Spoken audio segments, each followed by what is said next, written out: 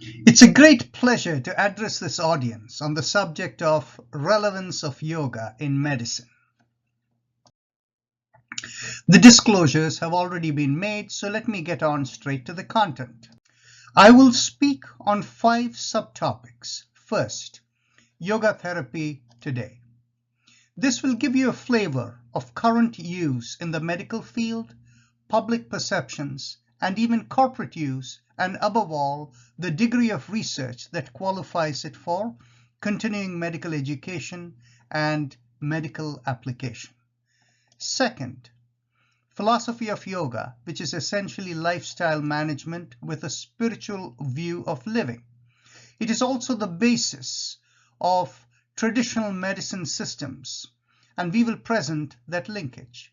Third, modern yoga therapy models. We will discuss a physiological model and a traditional medicine model that is used along with modern technology of electrophotonic imaging. Fourth, measured yoga therapy, a system of instant validation of effectiveness of any practice routine on a specific health abnormality. This has been developed by us at Life in Yoga Institute. Lastly, bringing yoga therapy to clinical practice. The current system is not really geared to make it easy to bring yoga therapy into practice, but those physicians who are highly passionate can make it happen. Let's go on to the first subtopic. There is hardly a major cancer center anywhere in the United States that does not have a yoga therapy program. It is actually for post-conventional treatment for recovery and not a substitute for conventional therapy. A quick look at the proliferation of yoga among the general public tells us that a significant proportion of the population practice yoga, over 36 million in 2016, and 80 million are considering the practice of yoga, a quarter of the population of the United States. The awareness of yoga is very high among the population, and the 2019 numbers should be much higher. And would it surprise you to find that at Aetna Insurance Company, they have a yoga meditation program that has shown astounding impact on employee productivity, health, and healthcare costs. Increase in employee productivity valued at $3,000 per year per employee. Positive health impact on stress, sleep, and pain. And reduction in healthcare costs. All of this began with the story of their CEO, Mark Bertolini. On February 18, 2004, Mr. Bertolini almost died. At that time, he was an executive vice president at Aetna. He had been skiing with his family in Killington, Vermont, when he lost control, fell off the ski trail, and went down a ravine. He was motionless when his daughter found him. He was not expected to survive. At the intensive care unit, a priest administered last rites. 5 of the vertebrae in his neck had fractured. A tangle of nerves connected to his left arm had been detached from his spinal cord. Even if he survived, he was expected to be a quadriplegic. In a swift recovery that baffled doctors, Mr. Bertolini pulled through and was able to leave the hospital after 12 days.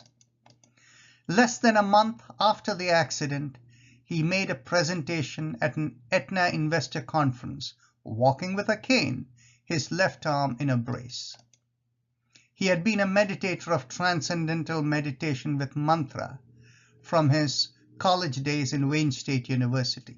What that means is something we will discuss when we get to philosophy of yoga. Prior to the accident, he lived an active lifestyle, beginning with a 4-mile run every morning. Now he could barely get through the day. His left arm, now useless, was in sustained agonizing pain. In his words, it was as if something were burning my arm with a torch all day long. And to this day, it feels this way, he said. It never stopped. To manage the pain, Bertolini followed doctor's orders. He took OxyContin, he took Viacodin, he took even fentanyl. The drugs barely helped. Even after a year of unsatisfactory results with conventional treatments, Bertolini went looking for alternative remedies, including yoga. Each morning, the vigorous stretching became a welcome replacement for his daily runs. He also found mindful practices very helpful to control pain. That took him into the path of learning more about yoga. In 2010, when he became CEO, he wanted to bring this benefit to all his employees at Aetna. But then, management team needed to be convinced. This resulted in a randomized controlled study whose results were published in 2012 and became the basis for further implementation of yoga meditation at Aetna. The benefits of that on health and employee productivity I have already shared with you. It is hardly surprising that the National Institutes of Health and the academic research world has also been studying yoga. Given the proliferation of all these practices by various leading personalities, yoga is viewed as something physical and meditation is viewed as something mental. This is the ignorance of the research community. In fact, the root texts of yoga explain the physical elements as only preparation for the mind, and the higher meditative experiences are the goal of yoga. However, with endemic ignorance of traditional philosophies, the National Library of Medicine divides yoga and meditation as two separate categories. There are well over 9,000 research publications in yoga or meditation and well over 1,000 clinical trials in each category of yoga and meditation. Now let us take a brief look at the history of yoga research. It begins with Kaivalyadham Yoga Institute, located in a place called Lonavala, about 80 miles east of the Indian city, Mumbai. It began from 1924, almost a century ago. The founder of the institution, Swami Kuvalayananda, established a laboratory and engaged in physiological research and established a journal called Yoga Mimamsa. It was only in the 1970s that research moved from physiology to therapy for disease conditions. In the United States, based on a congressional act in 1991, the Office of Alternative Medicine was established in 1992. In 1998, it became the National Center for Complementary and Alternative Medicine and began funding research projects. In 2014, the word alternative was removed and it was called National Center for Complementary Integrative Health. That tells you that no healthcare provider can ignore non-conventional practices if they are serious about healthcare. The earliest mainstream medical journal to publish an article that we are aware of was The Lancet in 1973. The article was on yoga and hypertension, authored by Dr. C.H. Patel. Since then, publications have grown by leaps and bounds. Of course, as in any new field, therapy research moves from case studies to group studies to randomized controlled trials, which of course is the gold standard in therapy research and is the basis of standard of care in medical practice. And of course, mainstream journals are more likely to insist on randomized controlled trials than yoga specialty journals. The areas studied by disorders are a wide variety.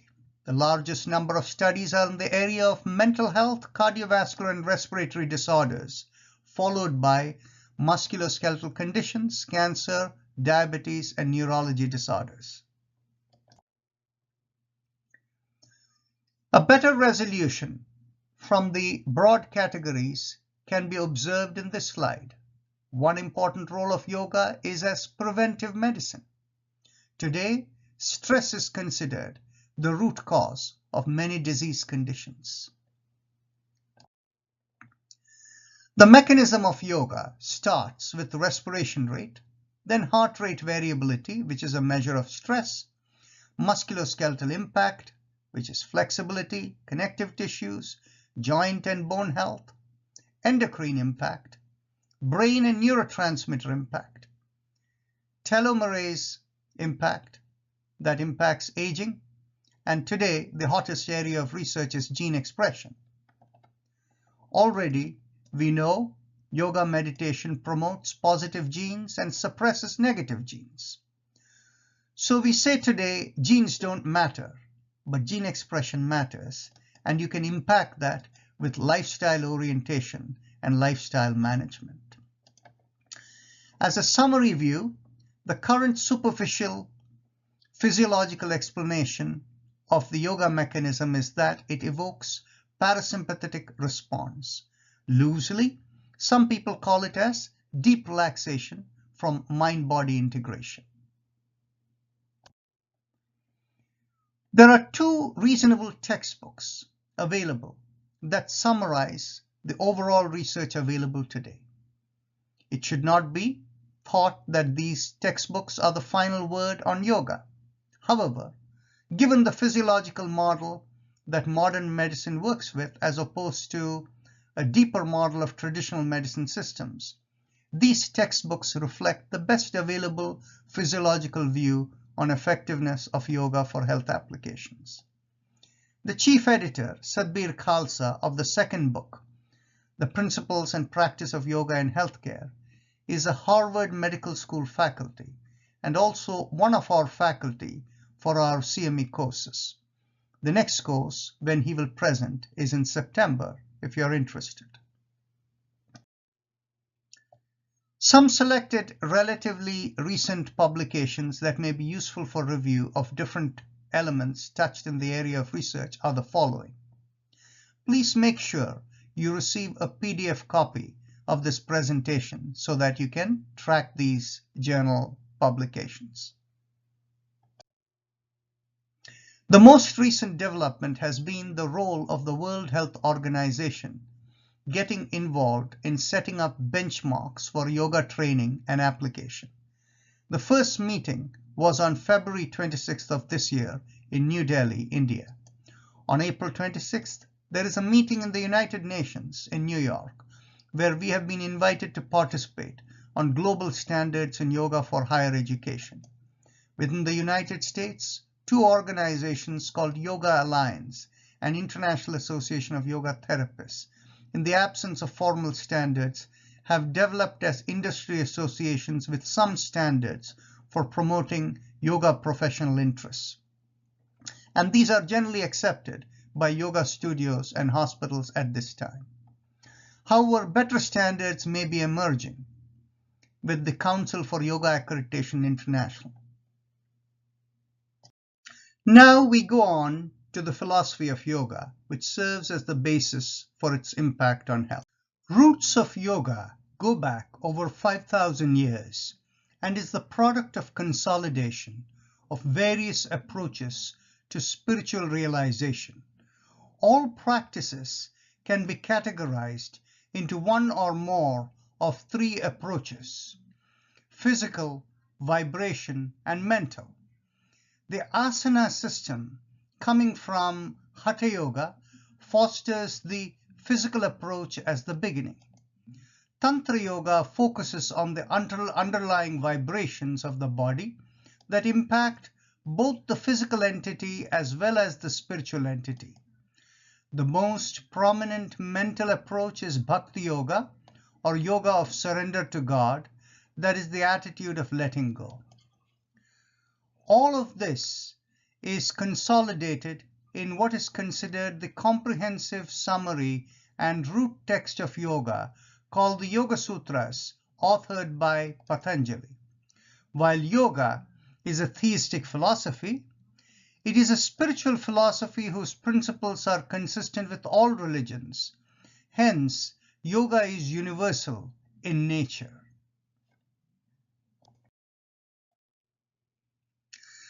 The Yoga Sutras provide a philosophy of creation, existence, and purpose of living. Creation is thought as one dynamic program with each entity, like each one of us, like a sub-program, contributing to the cosmic flow. In other words, the cosmic program works through many individual systems as a distributed computing system connected wirelessly. Being consistent with one's purpose is called performing one's duty or dharma. Thus, the yoga goal of the individual is to do one's duty with an intuitive sense as to be in sync with the cosmic plan rather than the logical mind's reactivity. Leading life thus leads to fulfillment of life purpose, and one gets liberated from rebirth. This intuitive sense can be thought of as the voice of the conscience that is built with regular practice of yoga by the attitude of being a pure observer. There is an underlying premise that within yoga that we all have a transmitter or wireless modem. That when we learn to activate gives us perceptions beyond the five senses, the zone of intuitive perceptions. Hence, yoga can be defined as the state and process of keeping the wireless modem of our human computing system connected with the universal computing server and being in sync with the cosmic plan. And why is it that people are unaware of it? Because we clutter our five senses with everything we observe, and it increases our computing load, leading to stress. And therefore, there is no capacity remaining to activate the wireless modem. This is the philosophical view. So the working principle of yoga is to practice being a non-reactive, pure observer for some period during the day on a daily basis so that it becomes part of your nature. This reduces arousal of the autonomic nervous system, which reduces the allostatic load that allows the ability to have inner intuitive senses of situations that we face. The goal of yoga is enhanced communication for spiritual realization. There is an idea that these embedded programs within us multiply as we react emotionally to situations. By the practice of being a pure observer, we learn to be selective of where we need to engage and where we need to let go, and thus prevent more program clutter and allow for dissipation of existing program clutter. Once cleansed, the channels of communication of our 70 trillion cells or so have enhanced communication, leading to better functioning of our human system, better health, while also enabling the communication beyond the body that brings intuitive sense. The scientific term for that is improving coherence in communication. This process is described in the Yoga Sutras, working through the eightfold yoga called Ashtanga Yoga, which we will address shortly. However, first let us give another definition of yoga in terms of coherence.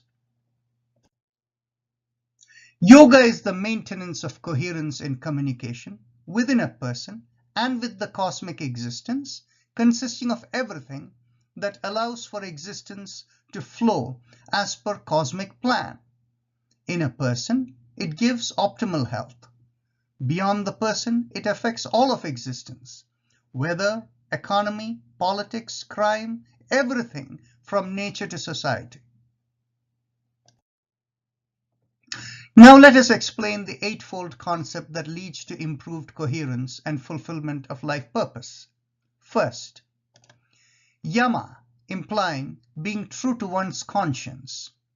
You can easily empathize. One who is conflicted within can never be in peace and this will lead to lack of coherence in internal communication. Second, niyama, being regular in habits that are in sync with the biorhythm. You can understand the impact of irregular sleep or activities which disrupt normal life. These tend to cause a hangover and can cloud the mind, which is really a stress in the system. These two can be thought of as spiritually oriented, mindful living. The third is physical optimization. The role of asana, as said in yoga, is to keep complete ease and balance in the body that allows one to progress into higher practices of yoga.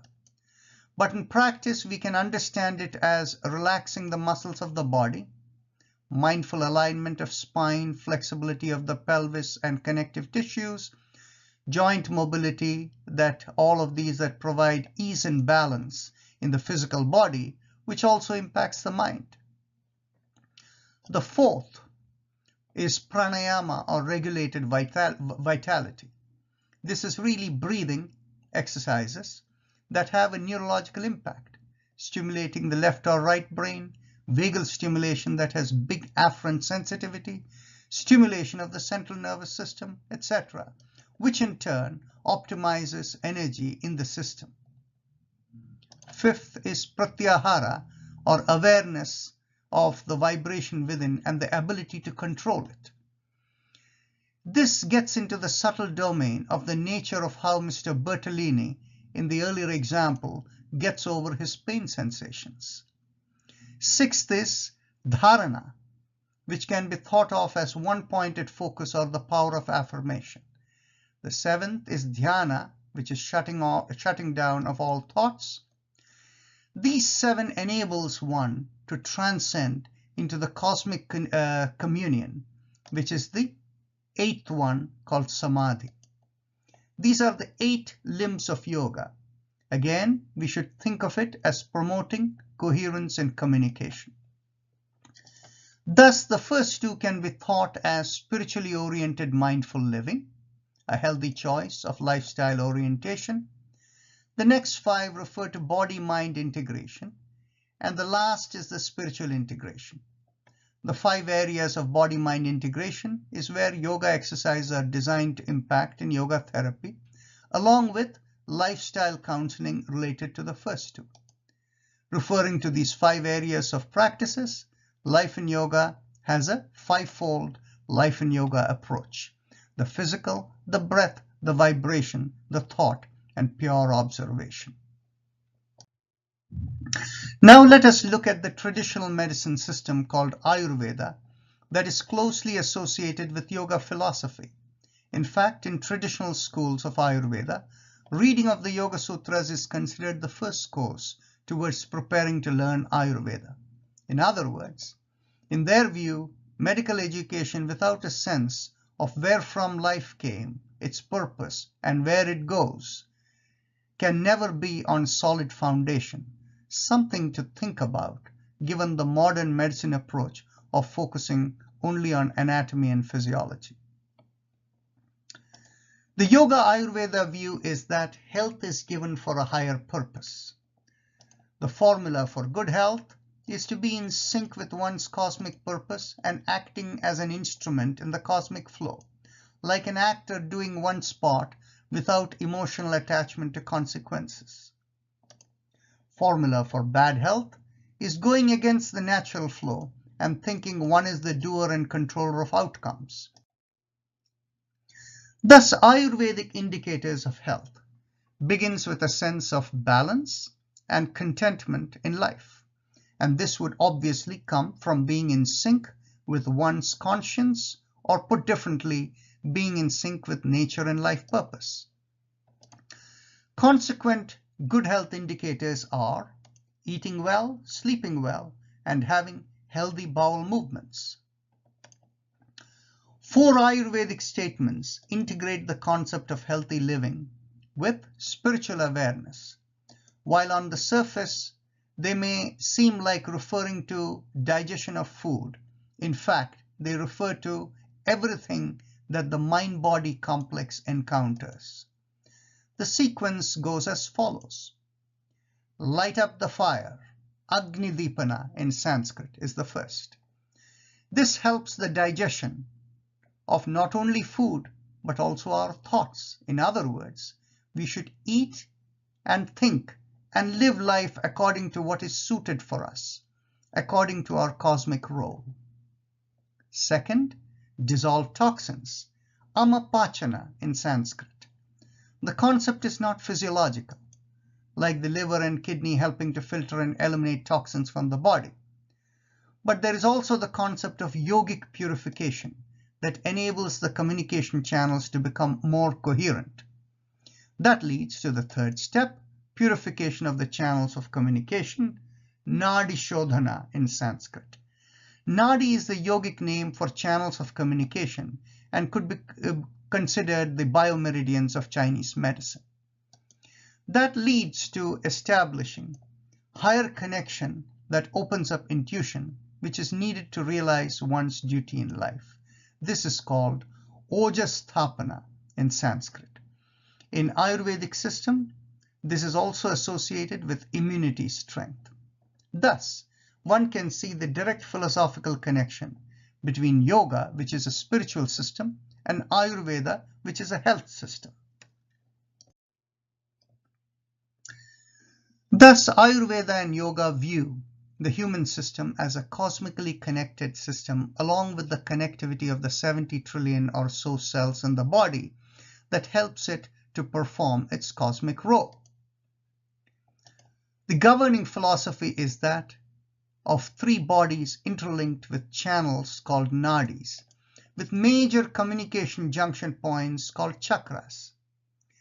The three bodies are called gross, subtle, and causal bodies. Assessment of health is done by assessing vibration of the system at the subtle body level. When there is excess of one vibration or insufficiency of another, the imbalance is called dosha in Ayurveda. However, such notion of assessing vibration appears common to other systems of traditional medicine, including traditional Chinese medicine. The goal of restoring health is bringing back the vibrations to the original intent, restoring the balance in communication. The yogic concept of three bodies is understood and assessed in traditional medicine as follows. The causal body or spirit enters the physical body as vibrations. The physical body is called the gross body, whereas the vibrations are called the subtle body. In Ayurveda and Chinese medicine, assessment of health is done at the vibration level in the subtle body with the aid of three fingers, feeling the pulse with light and tight pressure and observing the pattern. The readings are the same in both medicine systems, but expression differs because of cultural differences. The same can be assessed by sensing technology. We use electrophotonic imaging, which is based on electromagnetism sensing. This gives objective numbers against the traditional three-finger assessment, which is somewhat subjective. But the assessment is essentially the same. Measurement of the true nature of vibrations when there is a balance in the system versus changed nature of vibrations when there is an imbalance, and how it affects coherent communication. But the advantage is that such empirical measurements can be correlated with organ systems that we are familiar with in modern medicine without the use of specific terms of traditional medicine systems. Any imbalance is corrected through 5 levels of communication recognized in Ayurveda. Apana, we think of, is the communication corresponding to musculoskeletal systems. Vyana, corresponding to biochemical circulatory systems.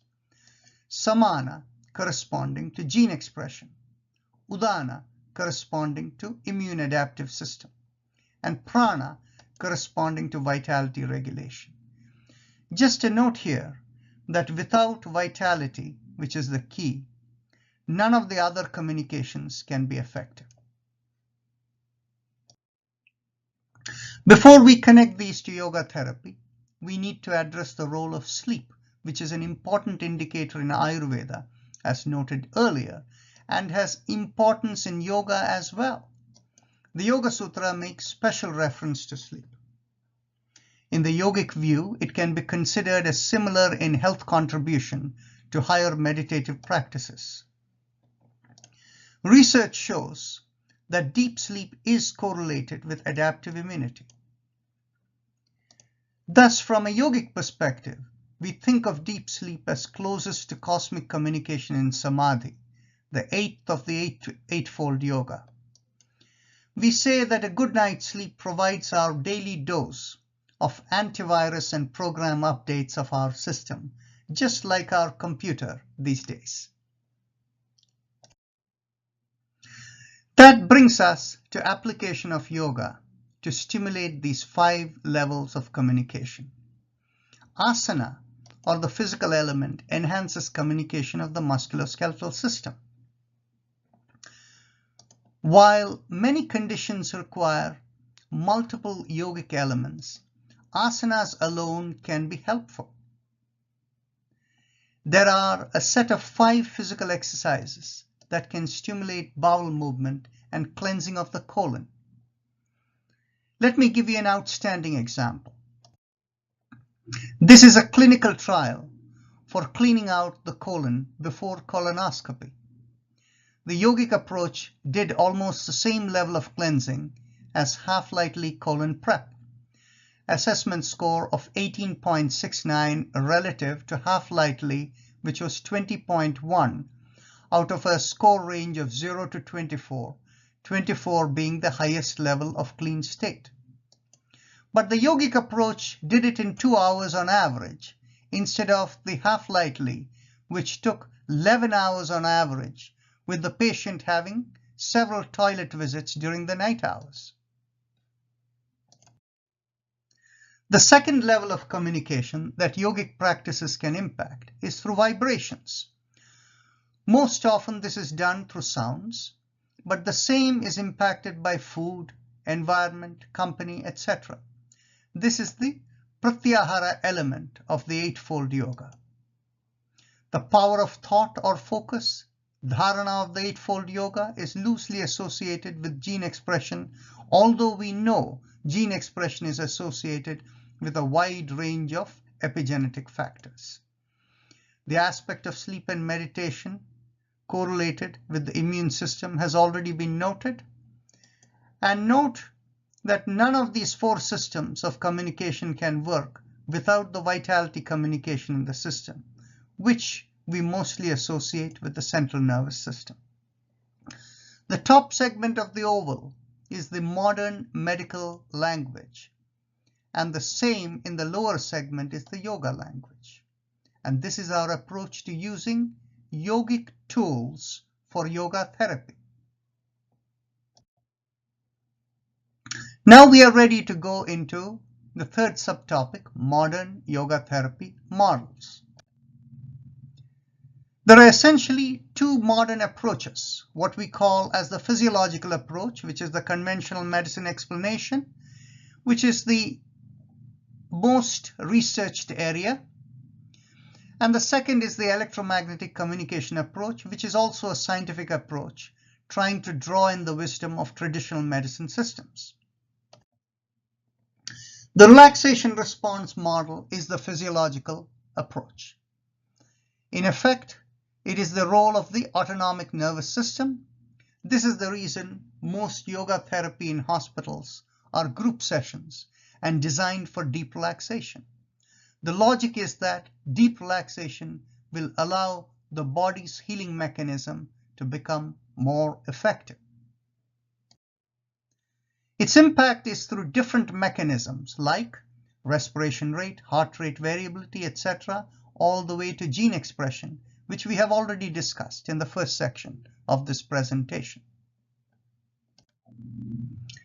So now let us go on to the electromagnetic communication model, While this might seem new, the research started in Russia as early as 1939 with the discovery of Kirlian photography, taking pictures when objects are placed in an electromagnetic field. On a second track, between 1940 and 1980, a German physician, Dr. Reinhard Wohl, wanted to investigate mechanism of acupuncture and started looking for electrical conductance at acupuncture points of the Chinese acupuncture system. Dr. Wohl invented a machine where a patient would hold a conductor that would induce 1.5 volts of electricity that would not be measurable in the common epidermal surface, but only in acupuncture points there would be measurable conductance. He found that excessive conduction indicated hyperactivity in communication related to some imbalance in the organ system associated with the biomeridian of the specific acupuncture point. By the same token, low conductivity indicated degeneration of the organ system related to the biomeridian. This system came to be called EAV, or electroacupuncture, according to Dr. Wohl. He made an important observation in the conductivity of the acupuncture points on the fingers and toes that are connected to several biomeridians. For these points, conductivity of 50% indicated perfect balance in the organ system associated with the biomeridian. Thus, he called this the universal constant for optimal health. Integrating the concept of Kirlian photography and Dr. Wohl's research, Konstantin Korotkov, a physicist from Russia who is on the board of Life and Yoga Institute, created a machine that reads fingertips and provides assessment of organ system. This is called electrophotonic imaging, or EPI for short. Reading of the 10 fingers are parsed into wedges based on the biomeridian system, and the level of light and the pattern of light indicates the magnitude of communication and the quality of communication of each organ system respectively. Each reading of the 10 fingers can be completed in less than a minute, whereas Dr. Wohl's system typically requires as much as half hour.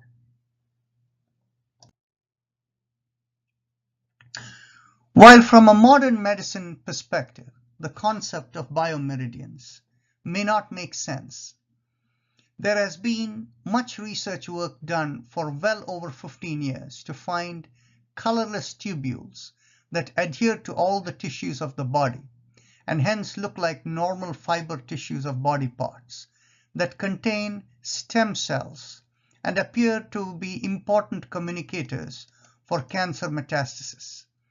There is a hypothesis that these may be the biomeridians of the body. These channels, initially called Bonghan channels, after the first person who proposed it in 1964, is today called primovascular system, a new anatomical discovery for the 21st century. There are almost 200 papers in the National Library of Medicine on this subject. 2 review papers that provide comprehensive view of this anatomical part is presented here for you. That brings us to the 4th topic, measured yoga therapy. This approach developed by Life and Yoga Institute works as follows. We take a reading first with EPI based on observed organ system weakness or hyperactivity. We select the right yoga exercise as intervention. Since EPI reads communication of biomeridians of organ systems and any changes are instantaneous, any impact of it is measured by EPI again. So we immediately read again with EPI. If it shows normalizing impact, we know the specific yoga exercise will work to resolve that particular abnormality with regular practice over a 6 to 12 week period. The need for 6 to 12 weeks of practice is because of the time required for completion of the neuroplastic process. Neuroplasticity is a separate subject, well documented in the research publications indexed in the National Library of Medicine. In this presentation, we will skip that discussion. Now, this process of pre-post reading, when a yogic intervention is done, has been the age-old practice of the Krishnamacharya yoga therapy in Chennai, India. However, the measurement is based on the three-finger assessment of vibration. Now with EPI, we work with objective numbers. The full approach of measured yoga therapy with 7 cases ranging from stress, cardio fitness, diabetes, insomnia, idiopathic persistent headache, plantar fasciitis, and vitiligo is presented in our publication Bioenergy and its Implication for Yoga Therapy. It can be accessed from the PubMed site. We have other cases not noted there that are even more dramatic. One example is the complete recovery from chronic fatigue syndrome for a person suffering for 35 years. Another dramatic case is presented here just as a sample of the potential of measured yoga therapy.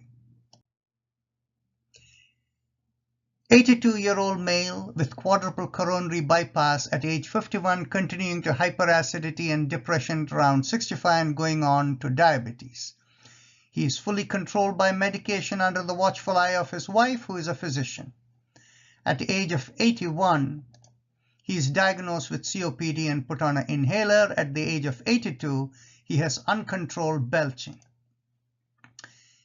He does daily walking, but has to rest after every 4 minutes, since he would get angina pain, which needs to be relieved. A review of the medications clearly show the condition of this patient: cholesterol, angina, heart failure, hypertension, hyperacidity, depression, diabetes, COPD, and belching. The patient chose to come for yoga therapy since he was finding the belching not fully controlled by the medication. It was particularly bothersome at night. Initial reading indicates weakness in the communication energy of a few systems like the nervous system and coronary arteries. These are indicated by the orange square before the system name and highlighted in yellow. After 10 minutes of yoga therapy practice, the systems are looking almost normal. He was asked to continue this practice 3 to 4 times a day. After 7 weeks, he reported that the belching had stopped after 5 weeks and he had discontinued that medication. Also, he found that his angina pain upon waking up was not recurring as quickly as before. Another week later, he stopped his losartan. Then 4 months later, he was completely rid of the angina pain. He is now walking for 45 minutes continuously without any pain at all. I hear he is now working on slowly reducing the support of other medications as well. Now for the final subtopic, bringing yoga therapy into clinical practice. First, let us understand how some physicians and healthcare facilities are providing yoga therapy today. It is largely driven by the relaxation response model and billing ability. Individual practice sessions are rare. Group sessions are the common norm after individual assessment. Practices are generally of a gentle variety. Space larger than a typical consulting room is normally required for such yoga sessions. Typically, such group sessions cater to one broad category, like cancer recovery, stress and hypertension management, managing pain, etc. When it comes to billing, the method is largely driven by who leads the yoga session, whether the physician or a yoga instructor.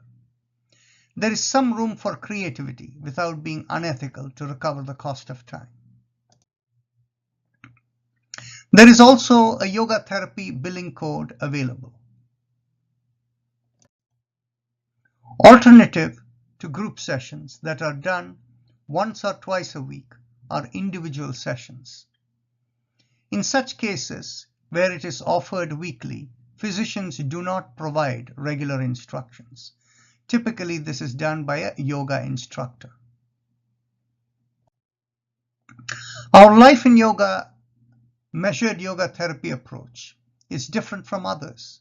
We don't have weekly sessions. We have one session at the time of assessment and provide videos and practice instructions. It is out-of-pocket payment of $500 for initial consultation and follow-up within 3 months. The first consideration to bring yoga therapy into practice is that the physician must have competency in yoga therapy, even if the physician employs others to conduct the therapy. Space is typically not an issue in most clinics, even if they do group sessions, since these are typically done outside normal hours in the reception waiting area. Having trained yoga personnel is an option. We provide a 3-day, 22-hour CME course to address physician competency. For those who have been practicing some form of yoga, generally the course in itself is sufficient for them to introduce yoga therapy in their practice. It is important to note that if one is not doing some form of yoga practice regularly, one may lose the empathy needed for successful yoga therapy. Among the 6 education objectives of the course, the most important are the ability to talk about yoga therapy to patients and have the competency to work with simple exercises done seated on a chair. The program schedule begins around 10 a.m. on a Friday and ends by 4 p.m. on a Sunday. There are about 9 hours of practice sessions in the course. The 3 faculty members are Dr. Dilip Sarkar, a retired vascular surgeon and an international authority on yoga; Satbir Khalsa, a neuroscientist and researcher from Harvard University, who was the chief editor for the medical book on yoga which we referred earlier, and me. That concludes the presentation for today. Just as a review, we covered yoga therapy today that gave you a flavor of the research and the current medical use for yoga therapy. We also covered philosophy of yoga, which gives the basis for traditional medicine and application of yoga for health. We also looked at models of yoga therapy, the physiological relaxation response model, and the measured yoga therapy model. And lastly, we discussed clinical practice issues, how to bring it into practice. With this now, we are now open for questions.